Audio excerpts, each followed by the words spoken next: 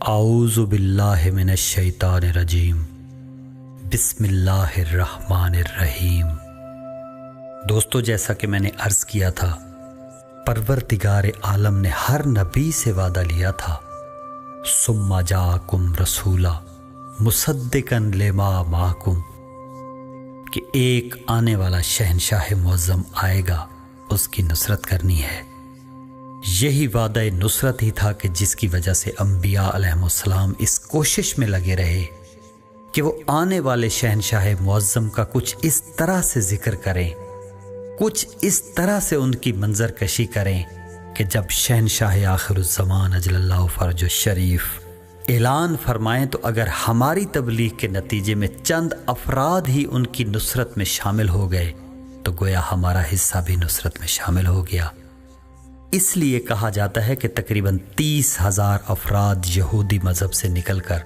شہنشاہ آخر الزمان کے ساتھ شامل ہوں گے، کیونکہ جناب موسیٰ علیہ السلام نے اپنی قوم کو بتایا تھا کہ جب شہنشاہ آخر الزمان اجل اللہ فرج شریف کا اعلان ہو تو ان سے ایک مطالبہ کرنا، اور اگر وہ پورا ہو جائے تو سمجھ جانا کہ وہ ذات حق ہیں اور ان کے ساتھ فوراً شامل ہو جانا۔ اور مطالبہ یہ تھا کہ تاریخ بتاتی ہے کہ غار انطاکیہ کے اندر جناب موسیٰ علیہ السلام پر نازل ہونے والی الواح اور تورات موجود ہے، اور جناب موسیٰ علیہ السلام نے فرمایا تھا کہ اگر وہ نکال کر دکھا دیں تو ان کو حق مان کر ان کے ساتھ شامل ہو جانا۔ یہی وجہ ہے کہ جہاں ساری یہودی قوم دجال کی پیروی کر رہی ہوگی، وہیں ان میں سے 30,000 یہودی شہنشاہ آخر الزمان اجل اللہ فرج شریف کی بیعت کر رہے ہوں گے۔ دوستو، نصرت شہنشاہ آخر الزمان کی کیا اہمیت ہے، اس کا اندازہ تو ہم مرشد کریم السید محمد جعفر الزمان نقوی البخاری سرکار کے تجمیع کردہ روایات و واقعات انبیاء ما سلف سے بخوبی لگا سکتے ہیں کہ کس طرح وہ اس شہنشاہ معظم کی نصرت کے لیے بے تاب و بے قرار نظر آتے ہیں۔ لیکن ان روایات و واقعات کا صرف سن لینا ہی کافی نہیں ہے، بلکہ اصل نقطہ یہ ہے کہ ہمیں یہ سوچنا ہے کہ اس نصرت کا حق ہم نے کتنا ادا کیا ہے۔ کیا ہماری زندگی میں بھی کوئی لمحہ ایسا آیا ہے یا کوئی کام ہم نے ایسا کیا ہے کہ جس کے بارے میں ہم پورے وثوق سے کہہ سکیں کہ اس کے پیچھے مال و دولت، عزت و شہرت، جنت و جہنم، اجر و ثواب، حتیٰ کہ بغض و عداوت اور نفرت و مقابلہ بازی جیسا کوئی جذبہ کار فرما نہیں تھا، بلکہ یہ کام ہم نے خالصتاً اپنے شہنشاہ زمانہ اجل اللہ فرج و شریف کی نصرت میں کیا تھا۔ دوستو، مجھے اور تو کسی کے بارے میں معلوم نہیں، لیکن میں جس وقت اپنے دامن کی طرف نگاہ کرتا ہوں تو ماں سوائے شرمندگی کے اور کچھ نظر نہیں آتا۔ لیکن سچ تو یہ ہے کہ جو دم غافل سو دم کافر۔ دوستو، ہماری بات ہو رہی تھی آریہ نسل کے انبیاء کی کہ جن کی کتب میں شہنشاہ آخر الزمان اجل اللہ فرج شریف کی 50 علامات بتائی گئی ہیں۔ اس سے پہلے ان کی کتاب قرآن کے کھنڈ نمبر 3 کے حوالے سے کچھ علامات بیان کر چکا ہوں، اور آج اس کے کچھ مزید اشلوک بیان کرنا چاہتا ہوں، جس میں اللہ کے نبی رشی جی مہاراج نے وضاحت کی ہے کہ آنے والے شہنشاہ معظم اجل اللہ فرج و شریف ہوں گے کیسے۔ دوستو، انبیاء علیہم السلام آئے تھے انسانیت کو درس دینے، اور اگر آپ غور کریں تو جہاں تمام انبیاء ایک کامن سلیبس پڑھاتے نظر آتے ہیں، وہیں ساتھ ساتھ ہر نبی انسانیت کو کوئی نہ کوئی اسپیشلائزیشن کرواتا ہوا بھی نظر آتا ہے۔ آپ کا قیمتی وقت پیش نظر نہ ہوتا تو میں مرشد کریم دام ذلہ تعالیٰ کے تعلیم کردہ اسرار آپ کے ساتھ شیئر کرتا، لیکن فی الحال صرف اشارہ کر کے منزل کی طرف سفر شروع کرتے ہیں کہ جیسے سامی اقوام میں جناب عیسیٰ علیہ السلام لوگوں کی اسپیشلائزیشن کروا رہے تھے دعا و انتظار کی، اور تعارف کروا رہے تھے منتظر کون و مکان کا، ادھر آرینز میں وہی اسپیشلائزیشن کروا رہے تھے رشی جی مہاراج۔ جناب عیسیٰ علیہ السلام نے انتظار کا وہ نمونہ پیش کیا کہ گھر، زمین، جائیداد تو کجا، ساری زندگی پانی پینے کے لیے ایک کٹورا تک نہ خریدا، بلکہ پانی بھی ہمیشہ اوک بنا کر پیا۔ خیر، میں عرض کر رہا تھا کہ رشید جی مہاراج فرماتے ہیں کہ آنے والی ذات کی ایک پہچان یہ ہوگی کہ وہ اپنے ملیچ دشمنوں سے حفاظت یافتہ ہوں گے،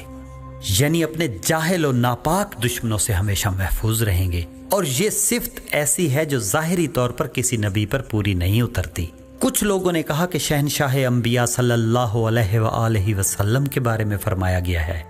مگر ان کے بھی دندان مبارک پر چوٹ لگی ہے۔ طائف میں پتھروں کی بارش سے جسم اطہر خون میں غلطان ہوا ہے، یعنی ہر نبی کے دور میں دشمن کو موقع ملتا رہا ہے، لیکن ہمیشہ سلامت ہوں شہنشاہ امام زمان عجل اللہ فرج و شریف، وہ ہمیشہ محفوظ رہیں گے۔ پاک خاندان علیہ الصلوۃ والسلام کی طرف سے ہمیں جو دعائیں تعلیم فرمائی گئی ہیں، ان میں بھی یہی دعا ہے کہ پروردگار عالم ہمارے شہنشاہ امام زمانہ عجل اللہ فرج و شریف کو پوری مخلوق کے شر سے محفوظ رکھ۔ یعنی یہ تعلیم دی گئی ہے کہ یہ دعا بھی کرنی ہے، کیونکہ محفوظ تو ہمیشہ رہیں گے، مگر کچھ سمجھایا جا رہا ہے کہ یہی تو تقاضائے محبت ہے کہ محبوب کے حق میں پل پل دعا کی جائے، ورنہ حقیقت اس سے ماورا ہے کہ لوگ نور الہی کو بجھانے کی جتنی بھی کوشش کریں، اور مشرک کتنی ہی کراہت کیوں نہ کر لیں، اور مشرک چاہیں یا نہ چاہیں، نور ذوالجلال والاکرام اپنے نقطہ کمال تک ضرور پہنچے گا، اور ان کا دین بھی سب پر ظاہر ہو کے رہے گا۔ ظاہر اور غالب میں ایک فرق ہے۔ غالب وہ ہوتا ہے کہ دو کی لڑائی میں ایک ہار جاتا ہے اور دوسرا غالب آ جاتا ہے، لیکن غالب آنے کے باوجود مفتوح کا وجود باقی رہتا ہے۔ اور ظاہر یا اظہار کا مطلب یہ ہوتا ہے کہ جیسے سورج ظاہر ہوتا ہے تو رات کا وجود یا اس کے کوئی شواہد ہی باقی نہیں رہتے، اس لیے یہاں دین کا اظہار ہونا بیان کیا گیا ہے۔ صاحب پران نبی خدا رشید جی مہاراج فرماتے ہیں کہ یاد رکھو وہ آنے والے شہنشاہ معظم اکیلے نہیں آئیں گے، بلکہ وہ اپنے خاص اصحاب کے ساتھ ہوں گے، اور وہ پہلے بھی ہر دور میں ہادی بن کر آتے رہے ہیں، اور آخری دور میں وہ کالکی کے روپ میں ظاہر ہوں گے۔ جب وہ آئیں گے تو سفید رنگ کے گھوڑے پر سوار ہوں گے، جسے آسمانوں پر دوڑتا ہوا ساری دنیا دیکھے گی۔ اس وقت دنیا ظلم و ستم سے بھری ہوئی ہوگی، اور ان کے آنے سے کائنات میں ایک عظیم انقلاب آئے گا۔ ان کے ہاتھوں میں ایک تلوار ہوگی جو بجلی کی طرح چمک رہی ہوگی، اور یاد رکھو وہ ساری دنیا کے ہسائیوں یعنی بد کرداروں کو اس تلوار کے ساتھ ڈنڈ کریں گے، یعنی سزا دیں گے۔ اور یاد رکھو ان کے ظہور کے بعد کسی اگروادی ہسائی کو کوئی ماتری بھومی رکشا نہ دے گی۔ میرے مرشد کریم اس کی تشریح کے ضمن میں فرماتے ہیں کہ جس وقت شہنشاہ آخر الزمان عجل اللہ فرج و شریف تشریف لائیں گے تو ان کے ساتھ کچھ دمبیاں ہوں گی، ہاتھ میں کھجور کے درخت کی چھڑی ہوگی، ظاہراً لباس خستہ ہوگا، صبح صادق کا وقت ہوگا، اور اچانک رکن و مقام کے مابین آ کھڑے ہوں گے۔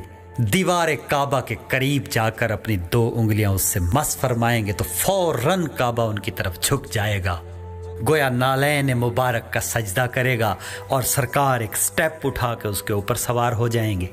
یہ حضرت بلال نہیں، کائنات کے وارث ہیں جنہوں نے رسیاں پکڑ کے نہیں چڑھنا۔ اس کے بعد سب سے پہلے آذان دیں گے، مگر یہ ایسی آذان ہوگی جسے عوام نہیں سن رہی ہوگی، بلکہ جو خواص ہیں صرف ان تک پہنچے گی۔ اس کے بعد آواز دیں گے، اے گروہ نوکبا،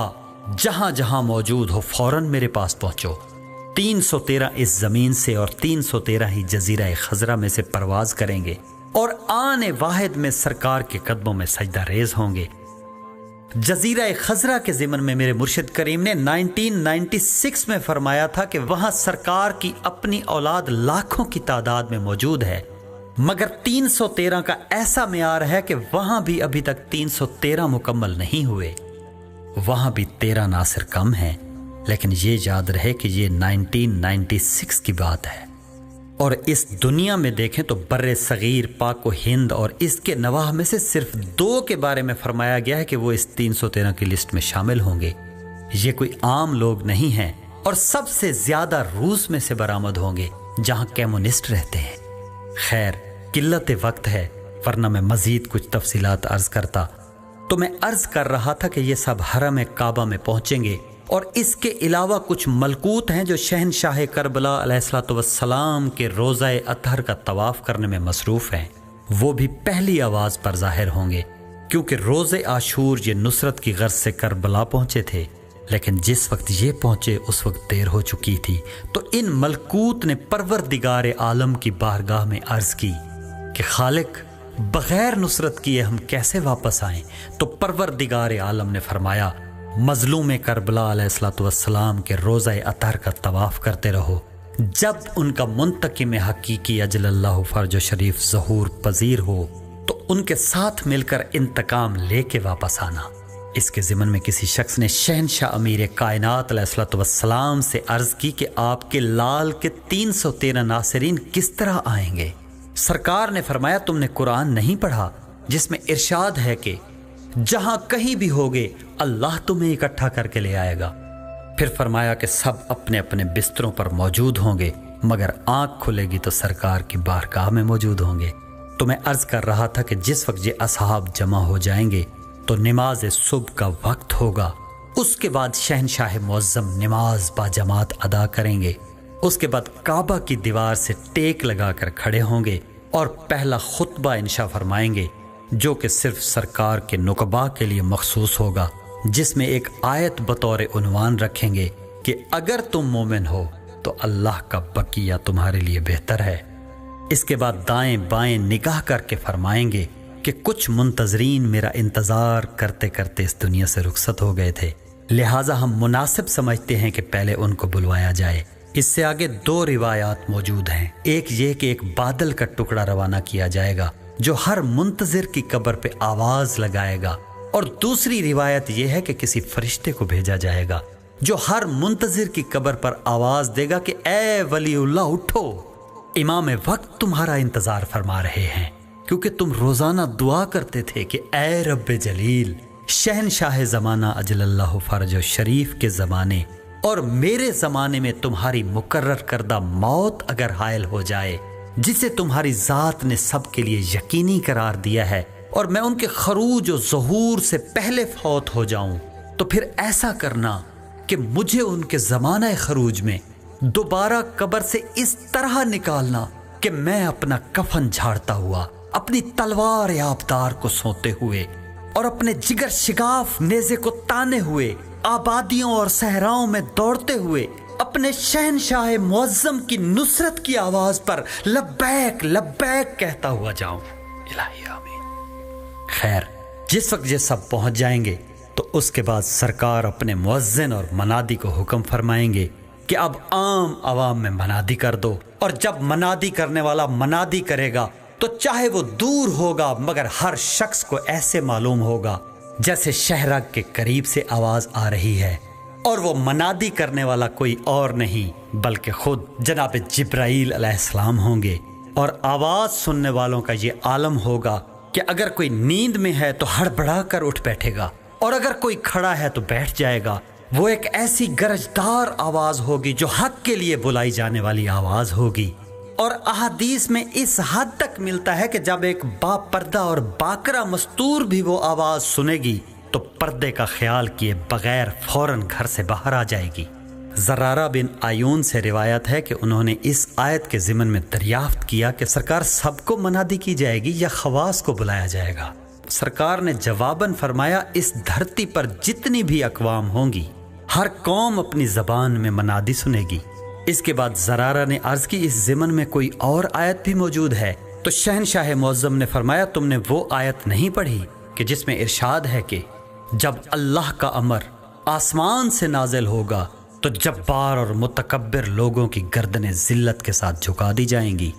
دوستو، جتنے بھی منتظرین دنیا میں موجود ہوں گے وہ سب پہنچیں گے، اور اس وقت جزیرہ خضرا امڈ آئے گا۔ اس کے بعد لوگ کہیں گے، سرکار سب جمع ہو گئے ہیں، اب اعلان خروج فرمائیں۔ تو سرکار فرمائیں گے، چونکہ وعدوں کے بارے میں ہم نے کرنی ہے باز پرس، اور میرے بھی کچھ لوگوں سے وعدے ہیں کہ نہ کوئی بادل بھیجوں گا، نہ کوئی بلانے والا بھیجوں گا، بلکہ خود تمہاری قبر پر آؤں گا، کیونکہ جو دور غیبت میں روتے رہے اور انتظار کرتے رہے، اب ان کا حق بنتا ہے کہ خوشی کے وقت ان کو بھی ساتھ رکھا جائے۔ اور دعائے عہد کے ضمن میں بھی سرکار کا فرمان ہے کہ جو شخص 40 دن صبح کے وقت دعائے عہد پڑھے گا اور اگر وہ ظہور سے پہلے فوت ہو گیا تو سرکار خود اس کی قبر پہ تشریف لے آئیں گے۔ تو دوستو، جس وقت سب مومنین و منتظرین جمع ہو جائیں گے تو سرکار اپنی تلوار بلند کر کے آواز دیں گے، یا سارۃ الحسین علیہ الصلوۃ والسلام، یعنی میرے جد اطہر کے انتقام کا وقت آ گیا ہے۔ دوستو یاد رکھو کہ شہنشاہ آخر الزمان اجل اللہ فرج شریف کی فوج کا نعرہ بھی یہی ہوگا، یعنی یا سارۃ الحسین۔ اس کے بعد شہنشاہ معظم چاروں طرف نگاہ کر کے فرمائیں گے، میرے دل میں جذبہ انتقام مچل رہا ہے، میں چاہتا ہوں کہ مشرق مغرب شمال جنوب ہر سمت میں گھوم کر دشمن کی نسل تک کو ختم کر دوں، مگر مجھے انتقام کا ساتھی نظر نہیں آ رہا۔ عین اس وقت فضاؤں میں پرواز کرتا ہوا مولا کریم کربلا علیہ الصلوۃ والسلام کا مرتجز ظاہر ہوگا، لیکن کیفیت ابھی بھی وہی ہوگی جو کربلا کے وقت تھی۔ سفید رنگ کا مرتجز اس وقت بھی شاخ زعفران کی طرح سرخ ہوگا۔ دوستو، شام سے واپسی پر کسی نے ولایت کے چوتھے تاجدار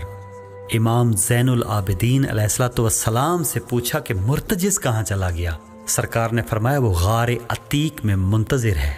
کیونکہ کربلا میں جب اس نے محسوس کیا کہ میں اب اپنے سوار کی حفاظت نہیں کر سکتا تو یہ انتہائی زخمی حالت میں خیام کی طرف دوڑا کہ اگر کوئی باقی امداد موجود ہے تو میں لے آؤں۔ تاریخ بتاتی ہے کہ جب اس نے خیام کے سامنے جا کر خود کو جھاڑا تو اس کے جسم سے تیر اچھل اچھل کر زمین پر گر رہے تھے۔ معصومہ بی بی صلوات اللہ علیہا نے باگیں تھامی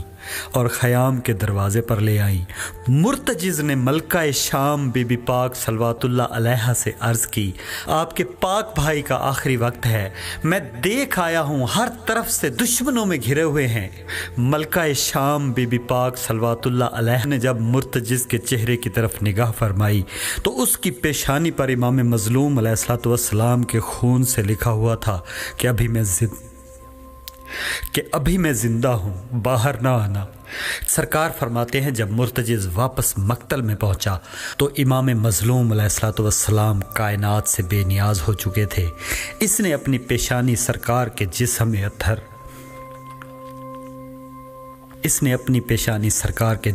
اطہر کے ساتھ مس کی اور خود کو دریائے فرات میں گرا دیا اور دعا کی کہ پروردگار عالم، جب تک میں اپنے سوار کا انتقام نہ لے لوں مجھے اس وقت تک موت نہ دینا۔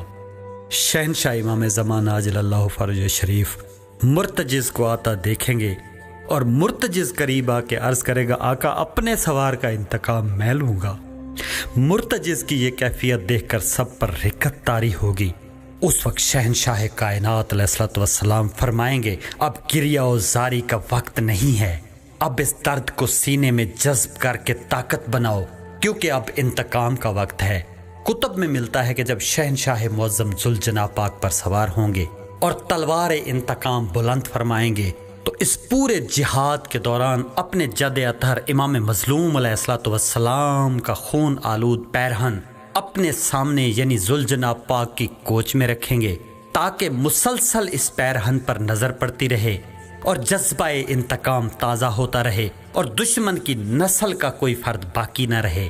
جب مرتجز شہنشاہ معظم اجل اللہ فرج و شریف کو اٹھا کر پرواز کرے گا تو اتنی برق رفتاری ہوگی کہ ملکوت بھی اس کی گرد کو نہ پا سکیں گے۔ یہی وجہ ہے کہ رشی جی مہاراج فرماتے ہیں کہ تم دیکھو گے کہ کالکی اوتار کا سفید رنگ کا گھوڑا آسمانوں پر پرواز کر رہا ہوگا۔ وہ فرماتے ہیں کہ ان کے آنے سے کائنات میں ایک عظیم انقلاب آئے گا، ملائی کی جتنی بھی نسل صفحہ ہستی پر موجود ہوگی ان میں سے ایک بھی باقی نہیں بچے گا۔ اگلی صفت انہوں نے بیان کی کہ وہ ساری دنیا کے ہسائیوں کو اس تلوار کے ساتھ ڈنڈ دیں گے۔ مسند ولایت کے چھٹے تاجدار مولا امام جعفر صادق علیہ الصلوۃ والسلام سے عبداللہ بن سنان نے انتقام کی کارروائی کے متعلق پوچھا کہ شہنشاہ امام زمانہ اجل اللہ فرج شریف کتنے عرصے میں دنیا کو فتح کر لیں گے؟ سرکار نے جواب میں فرمایا کہ ایک پل میں مشرق و مغرب کو فتح کر لیں گے۔ پھر فرمایا کہ کسی دشمن کو زمین بھی پناہ نہیں دے گی۔ اگر کوئی دشمن پتھر کی تہ میں بھی چھپ جائے گا تو وہی پتھر مومنین کو بلا کے کہے گا، آؤ میرے پیٹ میں ایک منافق بیٹھا ہے، مجھے توڑو اور اسے نکال کر قتل کرو۔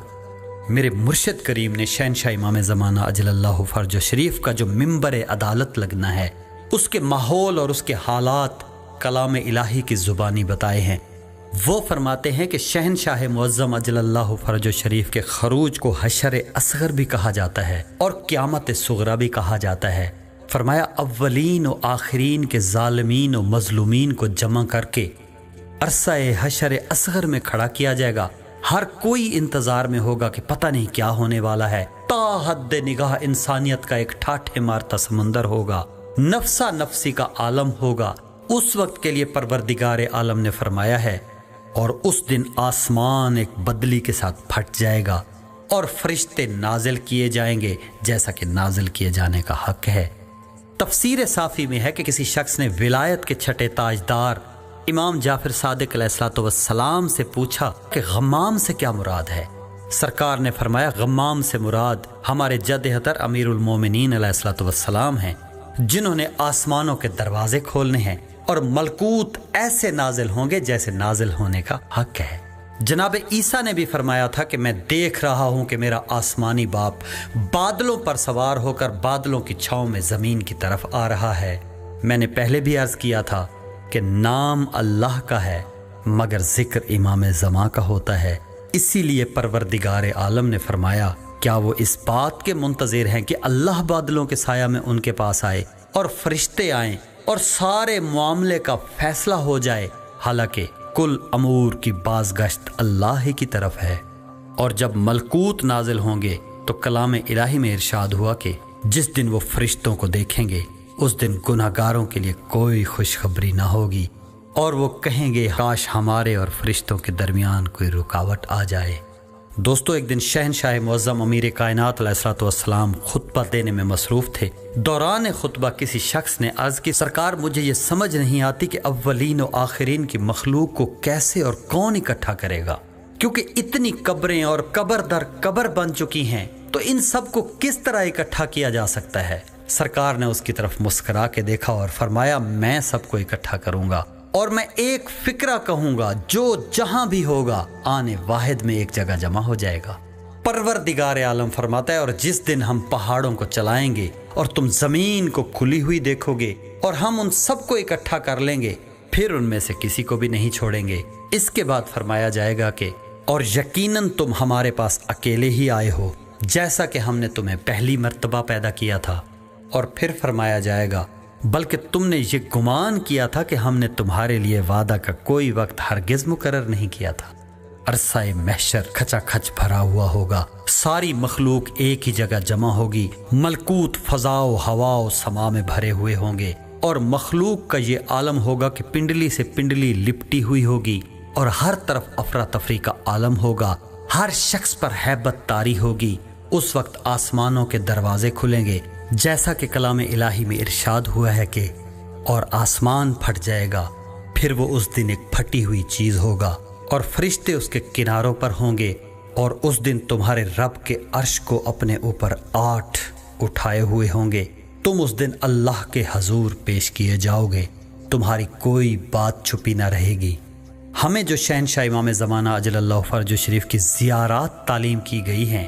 ان میں دعا کا ایک فکرہ ہے کہ اے میرے خالق، شہنشاہ امام زمانہ اجل اللہ فرج شریف کے گرد فرشتوں کو جمع کر جیسے جمع کرنے کا حق ہے۔ پھر کلام مقدس میں ہے کہ اور تو فرشتوں کو دیکھے گا، وہ عرش کے ارد گرد گھیرا کرنے والے ہوں گے اور وہ اپنے رب کی حمد کے ساتھ تسبیح کریں گے،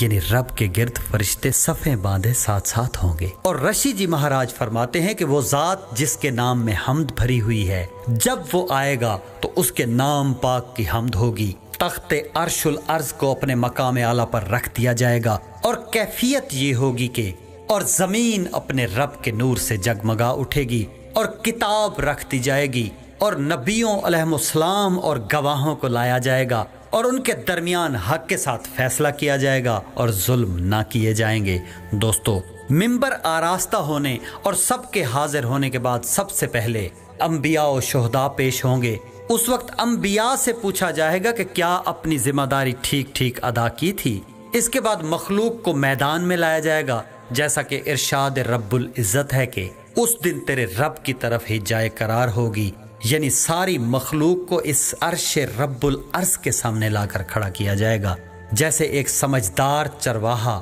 اپنے جانور ایک جگہ اکٹھے کرتا ہے، اس وقت ملکوت اور روح القدس کا یہ عالم ہوگا کہ جس دن روح اور فرشتے صف باندھ کر کھڑے ہوں گے، وہ بات نہیں کریں گے مگر وہ جسے رحمان اذن دے گا، اور وہ ٹھیک ٹھیک بات کہے گا۔ ہر کسی پر سکتہ طاری ہوگا، کیونکہ عادل ذات منبر پر جلوہ آرا ہے اور نظام عدل قائم ہونے والا ہے۔ دوستو، ان تمام باتوں سے آپ تجزیہ کر سکتے ہیں کہ یہ کسی اور جگہ کی بات نہیں ہو رہی، بلکہ اسی زمین کی بات ہو رہی ہے کہ جس کا آسمان پھٹ جائے گا اور ملکوت کا نزول ہوگا۔ دوسرا یہ کہ جس وقت ہم صحف انبیاء علیہ السلام، فرامین معصومین علیہ السلام اور جو دعائیں انہوں نے تعلیم فرمائی ہیں اور قرآن کریم کی آیات کو یکجا کر کے تجزیہ کرتے ہیں، تو پتہ چلتا ہے کہ روز محشر دراصل خروج پاک کا دن ہے۔ تخت عدالت پر خالق اکبر نہیں بلکہ جن کے لیے اس نے زمین و آسمان اور مخلوقات کو خلق کیا ہے، جس کا اظہار اس نے حدیث قدسی میں کیا ہے کہ اے میرے حبیب، اگر تو نہ ہوتا تو میں یہ کائنات خلق نہ کرتا۔ تو میں عرض کر رہا تھا کہ تخت پر انہوں نے ہی بیٹھنا ہے اور مخلوق کا فیصلہ بھی انہوں نے ہی کرنا ہے، کیونکہ اگر نگاہ عرفان سے دیکھا جائے تو خالق اکبر کے تو یہ سب کچھ شایع نشان ہی نہیں ہے۔ دوستو، کتب سماوی انبیاء علیہ السلام سے کیے گئے اللہ کے وعدوں سے بھری پڑی ہیں، جن میں سے ایک بھی پورا نہیں ہوا، اور وہ سب انتظار بھی کرتے رہے اور زمانے کے ظلم و ستم بھی اٹھاتے رہے، اور وہ تمام وعدے پورے ہوں گے تو شہنشاہ آخر الزمان اجل اللہ فرجہ شریف کے دور میں وہ دور کیسا شاندار ہوگا۔ انبیاء و اولیاء علیہ السلام نے اس دور کے لیے رو رو کر دعائیں کی، دکھ درد تکلیف سے گزرے، جہان بھر کی تانا زنی برداشت کی، لیکن دعا و انتظار سے دست بردار نہ ہوئے۔ دوستو، ہم آہستہ آہستہ اپنی منزل کی جانب مصروف سفر ہیں، لیکن آپ لوگوں کی بوریت بھی پیش نظر ہے کہ کہیں آپ اکتا نہ جائیں۔ اس لیے میں کوشش کروں گا کہ اگلی ایپیسوڈ میں چند ایک اور انبیاء کی شہنشاہ آخر الزمان اجل اللہ فرج شریف کے بارے میں کی گئی پیشین گوئیوں کا ذکر کر کے اس بات چیت کو اختتام کی جانب لے جاؤں، ورنہ اس موضوع پر میرے مرشد کریم دام ذلہ تعالیٰ نے اتنا کچھ فرمایا ہے کہ 100 سے بھی زیادہ ڈاکومنٹریز بن سکتی ہیں، لیکن میرا مقصد ان ڈاکومنٹریز کی تعداد بڑھانا نہیں، بلکہ مختصر اور جامع الفاظ میں شہنشاہ آخر الزمان اجل اللہ فرج شریف کا تعارف ہے کہ ہو سکتا ہے کہ شہنشاہ معظم اجل اللہ فرج شریف کسی حر کے انتظار میں ہوں، اور یہ سب سن کر کوئی حر صف اعداء سے نکل کر شہنشاہ معظم کی نصرت کے لیے تیار ہو جائے۔ آج کے لیے اتنا ہی، آئیں سب مل کر دعا کریں کہ خوشیوں کا راج قائم کرنے والی لا شریک ذات اجل اللہ فرج شریف کا جلدی ظہور ہو، وہ اس کائنات کے ایک ایک ظالم سے چن چن کر اس کے ظلم کا انتقام لیں، خصوصاً اپنے جد اطہر امام مظلوم علیہ السلام کے خون کا انتقام لے کر پاک گھر کو ابدی مسرتوں سے ہمکنار فرمائیں۔ الہی آمین، الہی آمین، الہی آمین۔